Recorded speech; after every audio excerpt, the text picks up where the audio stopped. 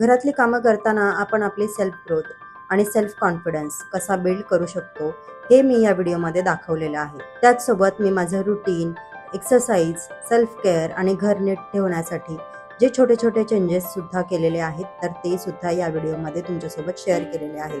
So video शेवटपर्यंत नक्की बघा.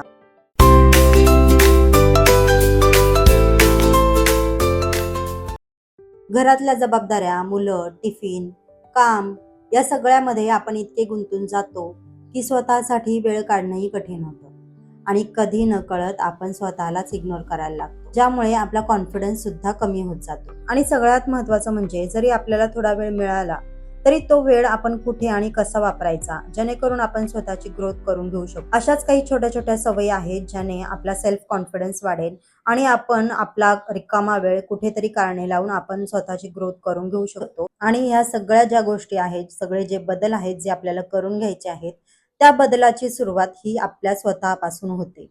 म्हणून मी ही सुरुवात माझ्या स्वतःपासून केलेली आहे. कारण बदल सगळ्यात आधी आपल्यामधूनच सुरू होतो. दररोज खूप मोठं काही करायची गरज नाही, पण स्वतःसाठी थोडा वेळ काढणं हीच एक सुरुवात असते. जशी की ही छोटीशी एक्सरसाइज. यामुळे आपली फक्त बॉडी फिट राहत नाही, तर आपलं मनही तितकंच फ्रेश होतं आणि एक वेगळीच एनर्जी मिळते. आणि जेव्हा आपण स्वतःसाठी असा थोडा वेळ काढतो ना, तेव्हा हळूहळू आपल्यामध्ये कॉन्फिडन्स लेवल हा वाढायला लागतो. आणि हाच वेळ आपण फक्त हेल्थसाठी नाही तर आपल्या स्वतःच्या ग्रोथसाठीही वापरू शकतो. कारण दिवसातले हे छोटे छोटे जे रिकामे वेळ आपल्याला मिळतात ते आपण कसे वापरतो त्यावरच आपला बदल ठरतो.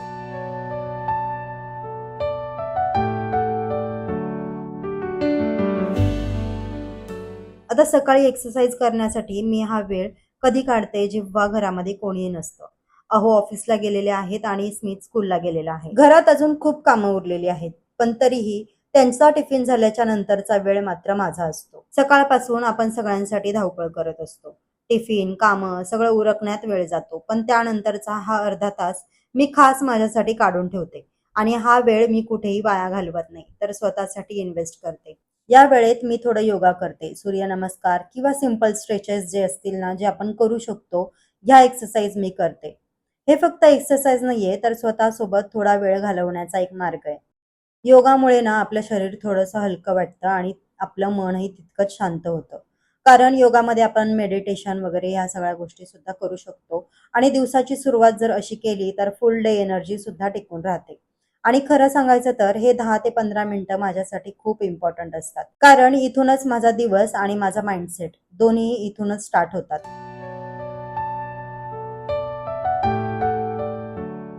आफ्टर डिलिव्हरी नंतर आपल्यामध्ये भरपूर असे काही चेंजेस होतात. आपल्या बॉडीमध्ये भरपूर चेंजेस होत असतात आणि ह्या होणाऱ्या चेंजेसमुळे आपल्यामध्ये थकवा येतो, हेल्थ इश्यूज सुरू होतात. पण त्यावेळेला आपण काय करतो? आपण म्हणतो, "आता जाऊ दे, आता वेळ नाहीये, नंतर बघू." पण जर आपणच आपल्या शरीराची काळजी नाही घेतली, तर आपण आपल्या घराची, कुटुंबाची काळजी कशी घेणार? कारण घर चालवण्यासाठी सर्वात आधी आपण स्ट्राँग असणं गरजेचं आहे. थोडा वेळ स्वतःसाठी काढणं त्यासाठीच इम्पॉर्टंट असतं. आणि त्यामध्ये आपण वॉकिंग करू शकतो, एक्सरसाइज करू शकतो, योगा करू शकतो किंवा कोणाला डान्स करायला आवडत असेल तर तुम्ही झुंबा क्लासेस लावू शकता.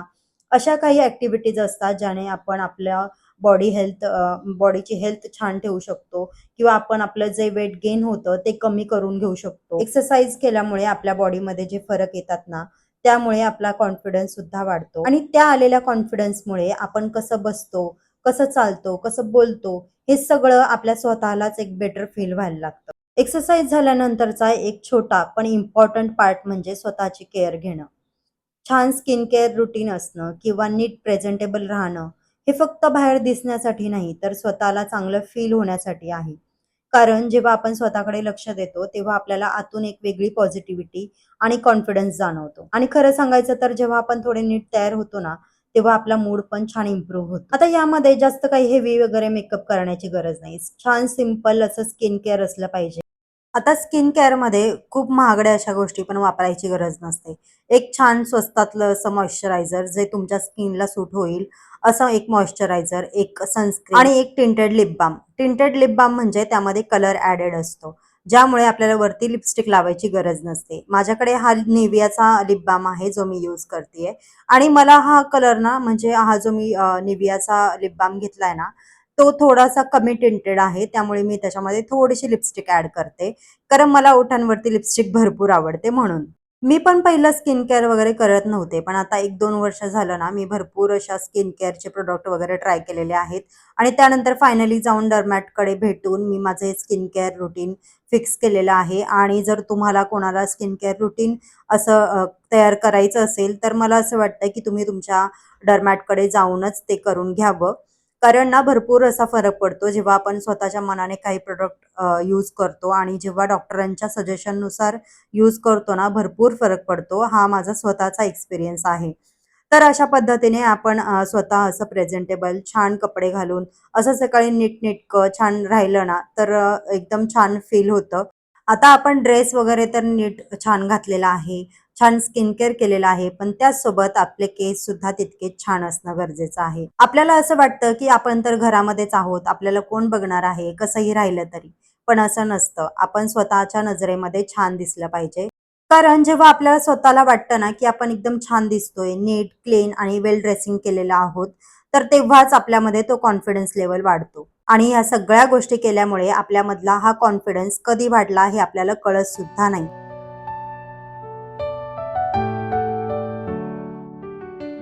मला वाटतं, की फक्त छान ड्रेसअप किंवा स्किन केअरच नाही, तर आपला आहारही तितकाच इम्पॉर्टंट आहे. कारण आपण काय खातो त्यावर आपलं शरीर आणि एनर्जी डिपेंड करते. ॲज अ होममेकर म्हणून आपण कधी-कधी आपण स्वतःसाठी वेगळं काही बनवायचा कंटाळा करतो आणि मग घरात जे काही असेल तेच खायला घेतो. पण खरं सांगायचं तर असं न करता आपला एक सिंपल आणि बॅलन्स डाएट प्लॅन असणं सुद्धा गरजेचं आहे. कारण योग्य आहार घेतला की शरीर सुद्धा फिट राहतं आणि एनर्जी सुद्धा छान टिकून राहते. कारण दिवसभर आपल्याला घरामध्ये कामं करायची असतात आणि घरामधली कामं वगैरे करण्यासाठी आपला आहार तितकाच छान असणं गरजेचं आहे. आज माझा उपवास आहे, सो त्यासाठी मी फ्रूट घेतलं होतं खायला. असंच तुम्ही काहीतरी असं छान असा ब्रेकफास्ट वगैरे सकाळी करू शकता, ज्याने तुम्हाला एनर्जी मिळेल आणि आपण दिवसभरात म्हणजे दुपारी जेवणापर्यंत आपण छान असं आपल्यामध्ये एनर्जी टिकून राहील अशा पद्धतीचा तुम्ही ब्रेकफास्ट सकाळी करू शकता. आपण बायकांना सवय असते सकाळी घाई-गडबडीच्या वेळेत ना आपण नाश्ता करायला सुद्धा कानकूस करतो. का तर आपला तेवढा टाईम जाईल किंवा मग कंटाळा आलाय, आता कामं करून थकलोय, मग नको डायरेक्ट जेवणच करू असं होतं. पण असं करू नका. वेळच्या वेळेत तुमचा आहार घेणं तुम्हाला गरजेचं असतं. आपलं शरीर सुद्धा तेवढंच थकत जातं, त्याला तेवढी एनर्जीची गरज असते. आता ह्या गोष्टी झाल्या सेल्फ केअरबद्दल किंवा सेल्फ कॉन्फिडन्सबद्दल. आता ह्याच्यामध्ये अजून काही गोष्टी येतात, जो आपला कॉन्फिडन्स भरपूर हाय लेव्हलवरती वाढवतो. ते म्हणजे काहीतरी इन्कम सोर्स असणं. आपला स्वतःचा काहीतरी छोटासा इन्कम सोर्स असणं खूप गरजेचं असतं. जर तुम्ही माझ्यासारख्या होममेकर असाल, जर तुम्हाला असा काही वेळ मिळत असेल रिकामा, ज्यामध्ये तुम्ही काही नवीन गोष्टी सुद्धा शिकू शकता. जसं की एखादं YouTube चॅनल सुरू करणं किंवा ज्यात तुम्हाला आवड आहे त्या गोष्टी करणं किंवा एखादा छोटा टेलरिंगचा कोर्स म्हणा, डिझायनिंग म्हणा, सलॉन किंवा बाकीच्या अशा मेकअप आर्टिस्ट म्हणा, ह्या भरपूर अशा स्किल्स आहेत ज्या आपण शिकून घेऊ शकतो. ज्याने आपल्याला भविष्यात स्वतःचा छोटा इन्कम सोर्स तयार करण्यासाठी त्या गोष्टी उपयोगी पडू आणि सगळ्यात छान गोष्ट म्हणजे आजकाल हे सगळं घरातूनही करता येतं. जेव्हा आपण स्वतः काहीतरी कमवायला लागतो ना, त्यातून येणारा कॉन्फिडन्स हा वेगळाच असतो. तो पैशांचा कॉन्फिडन्स नसतो, पण सेल्फ रिलायन्सचा, सेल्फ वर्थचा कॉन्फिडन्स असतो.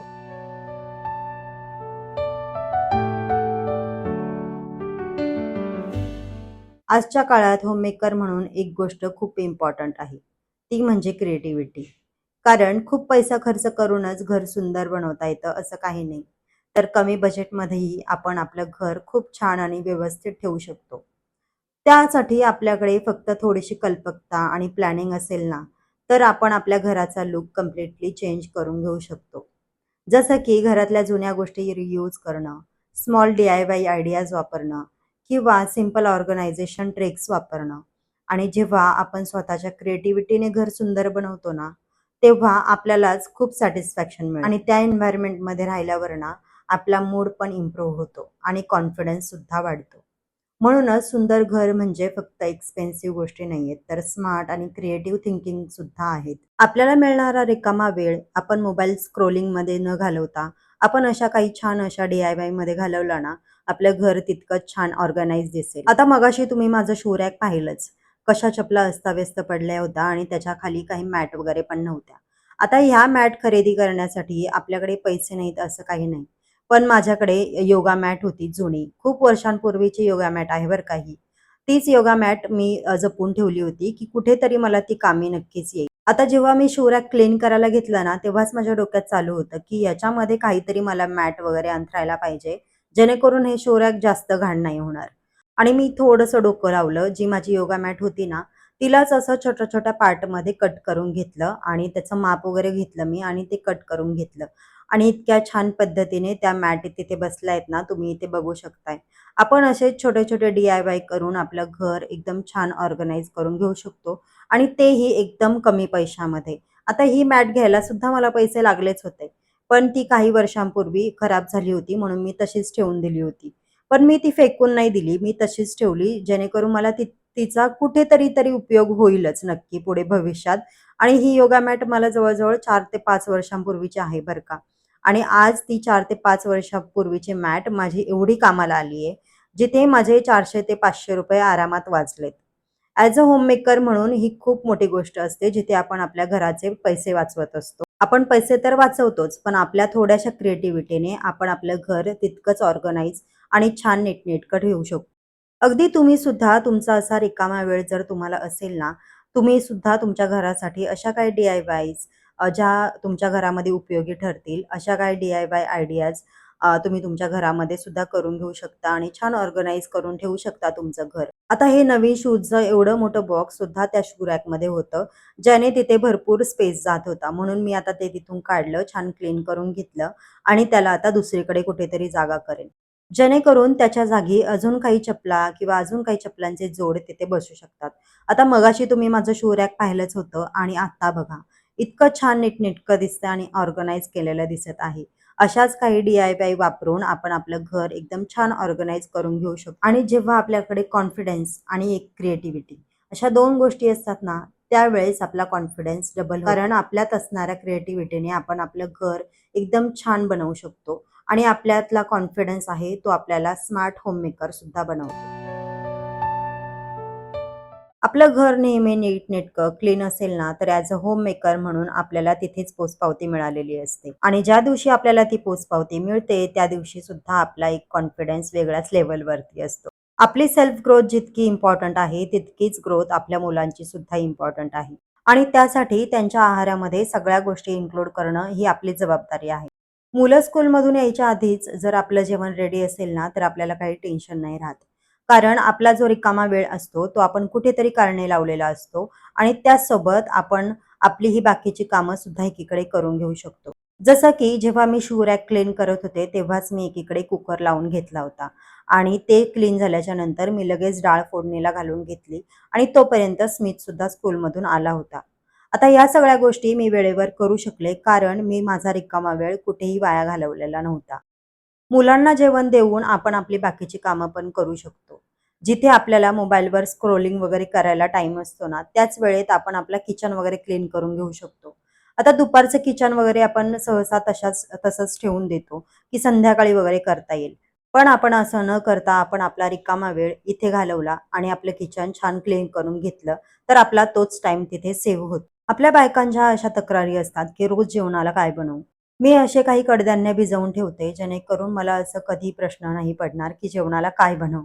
असे काही एक्स्ट्राचे कडधान्य जे असतात ना, ज्यांना आपण मोड वगैरे आणून ठेवू शकतो, असे कडधान्य जर घरामध्ये असतील, तर ऐन वेळेला जेव्हा आपल्याकडे काही भाजी वगैरे नसेल, जेव्हा घरामध्ये काही बनवायला नसेल, तेव्हा असे कडधान्य कामाला येतात. म्हणून असे आदल्या दिवशी रात्री मी मूग वगैरे भिजत घालते, जेणेकरून ते हाय प्रोटीनसुद्धा असतात. आपल्याला त्याच्यातून भरपूर असे प्रोटीन मिळतात आणि अचानक काही भाजीला बनवायला नसतं म्हणून ते उपयोगी सुद्धा येतात.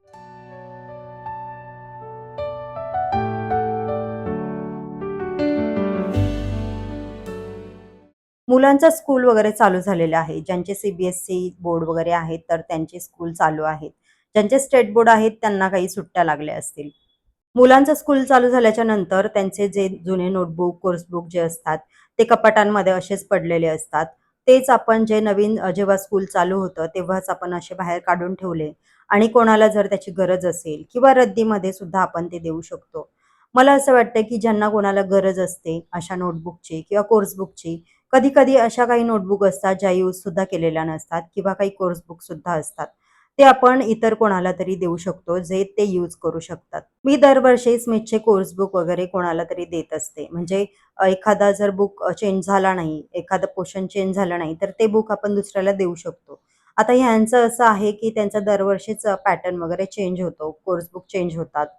चॅप्टर्स चेंज होतात. पण कधी-कधी काही कोर्स बुक असे असतात जे चेंज नाही होत.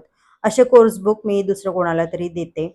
किंवा मग नोटबुक जर असतील, तर मी त्या सेपरेट करून ठेवते, जेणेकरून तो ट्युशनला, क्लासेसमध्ये वगैरे यूज करू शकतो किंवा ॲज अ रफ नोटबुक म्हणून सुद्धा यूज करून घेऊ शकतो. कारण आता स्कूलच्या फीज जर तुम्ही पाहिल्याच असतील, तर आता स्कूलची फीज म्हणजे बापरे बाप! इतक्या फीज आहेत स्कूलच्या आणि त्या फीजपेक्षा पण जास्त नोटबुक, कोर्स बुक ह्या सगळ्या गोष्टींना पैसे जास्त जातात. जे सी बोर्डवाले पॅरेंट्स आहेत, त्यांना माहितीच असेल, की पॅटर्नचे जे कोर्स बुक वगैरे असतात, ते किती महाग-महाग येतात. आणि कधी-कधी काय होतं ना, जे कोर्स बुक ते देतात पण ते यूजसुद्धा करत नाही. आता मी तुम्हाला पुढे दाखवतेच. असे बरेच कोर्स बुक आहेत किंवा ग्राफ्सचे नोटबुक, कोर्स बुक आहेत, ते यूजसुद्धा केले जात नाहीत. आता इथे मी काही त्याचे जुने नोटबुक वगैरे होते, त्या सगळे बाजूला काढले होते आणि आता सध्या त्याला काही कोर्स बुक वगैरे मिळालेले नाहीयेत. फक्त नोटबुक मिळालेले आहेत. तर तेच इथे मी सेपरेट वगैरे करून ठेवते. तसं तर मला त्याचा हा कप्पा ना कधी नीट करायची गरज नाही पडत. त्याचा तो करून घेतो. पण कधी-कधी असं होतं ना, की मुलंसुद्धा कंटाळा करतात आणि मग त्या गोष्टी आपण कुठेतरी त्या क्लीन केल्या पाहिजेत. आणि ह्या गोष्टी आपण आपल्या रिकाम्या वेळेतच करून घेऊ शकतो. आता दुपारी माझी सगळी कामं वगैरे उरकली होती आणि म्हणून मी इथे त्याचं हे क्लीन करायला घेतलं होतं. आता इथे मी तुम्हाला हे नोटबुक दाखवतेय ना ग्राफचं, ते पूर्णपणे रिकामं आहे. त्याने यूजसुद्धा केलेलं नाहीये. असेच भरपूर काही नोटबुक वगैरे आहेत किंवा कोर्स बुक आहेत, ज्याला त्याने हातसुद्धा लावलेला नाहीये आणि त्यासाठी आपल्याला पैसे पण मोजावे लागतात. आणि तिथे आपण काही बोलू पण शकत नाही, की हे नोटबुक नको किंवा हे कोर्स बुक नको. आपल्याला त्या सगळ्या गोष्टी बंडलच्या बंडल आपल्याला घ्यावेच लागतात आणि मला असं वाटतं, की ह्या गोष्टी कुठेतरी थांबल्या पाहिजेत. तर चला असो इथे मी सगळे त्याचे जे कोर्स बुक, नोटबुक होते, जे त्याला नको पाहिजे होते, गेल्या वर्षीचे होते, ते मी असे सेपरेट करून घेतले होते. मी दुपारच्या वेळेत असाच माझा जो रिकामा वेळ असतो, तो अशा गोष्टींमध्ये घालवते. जिथे मी काही गोष्टी अशा सेपरेट करून ठेवते किंवा काही गोष्टींना क्लीन करायची गरज असेल आणि अशाच काही गोष्टी असतात, जिथे मी माझा रिकामा वेळ तिथे इन्व्हेस्ट करत असते. माझं घर छान ऑर्गनाइज, नीट आणि क्लीन ठेवण्यासाठी. कारण जेव्हा घरामध्ये आपल्या व्यतिरिक्त दुसरं कोणी पाहुणे वगैरे येतात किंवा आजूबाजूवाले कोणीही असतील आणि त्यावेळेस जर आपलं घर छान ऑर्गनाइज नसेल, नीट क्लीन नसेल, त्यावेळेस सुद्धा आपल्याला एक अनकम्फर्टेबल फील होतं, की अरे आपल्या घरामध्ये असं छान गोष्टी ठेवलेल्या नाहीयेत वगैरे. असं कधी आपल्याला गिल्ट येत नाही, जर आपण आपला रिकामा वेळ अशा गोष्टींसाठी घालवला. आता आपण तर आपला रिकामा वेळ घालवतोच कुठे ना कुठे, पण मुलांनी सुद्धा त्यांचा रिकामा वेळ काही अशा गोष्टींमध्ये घालवला पाहिजे, ज्या गोष्टी त्यांच्यासाठी चांगल्या असतात. आणि म्हणूनच मी स्मिथसाठी काही बुक्स वगैरे मागवले होते ऑनलाईन, काही ऑफलाईन सुद्धा घेतलेले आहेत. जे बुक तो त्याच्या रिकाम्या वेळेमध्ये रीड करतो. आता एवढी सगळी कामं करून सुद्धा जर माझ्याकडे संध्याकाळी वेळ राहिलाच, तर मी त्या वेळेत सुद्धा माझं जर्नलिंग वगैरे करते. आणि ह्या शांत वेळेतच ह्या सगळ्या गोष्टी करायला मला आवडतात. कधी-कधी पुढच्या गोष्टींची प्लॅनिंग करते. काही महत्त्वाच्या गोष्टी असतात तर त्या लिहून ठेवते. आणि कधी-कधी फक्त थांबून विचार करते, की माझ्या आयुष्यात काय चांगलं चाललेलं आहे, काय वाईट चाललेलं आहे, त्या सगळ्या गोष्टींचा अभ्यास करते. कधी-कधी आपण फक्त धावपळीत अडकतो, पण थोडा वेळ थांबून ग्रॅटिट्यूड फील करणं खूप इम्पॉर्टंट आहे. कोणाबद्दल थँकफुल वाटत असेल किंवा काही चांगल्या गोष्टी झाल्या असतील, तर त्या अॅक्नॉलेज करणं मनाला खूप शांत करतं. कारण जर्नलिंग, प्लॅनिंग आणि ग्रॅटिट्यूड या छोट्या सवयी आपल्या माइंडला क्लिअर आणि पीसफुल ठेवतात. तर चला अशाच छोट्या-छोट्या सवयींनी आपण आपला सेल्फ कॉन्फिडन्स वाढवू शकतो, सेल्फ ग्रोथ करू शकतो आणि आपलं माइंड शांत आणि पीसफुल ठेवू शकतो. कारण छोटे-छोटे बदलच मोठा डिफरन्स क्रिएट करतात. तर हा ब्लॉग तुम्हाला कसा वाटला मला कमेंट करून नक्की सांगा आणि तुम्ही तुमच्या लाईफमध्ये कोणते चेंजेस करणार आहात हे सुद्धा कमेंट करून नक्की सांगा. तर चला पुन्हा भेटूया असेच एका नवीन इंटरेस्टिंग अशा व्हिडिओमध्ये. तोपर्यंत स्वतःची काळजी घ्या. बाय.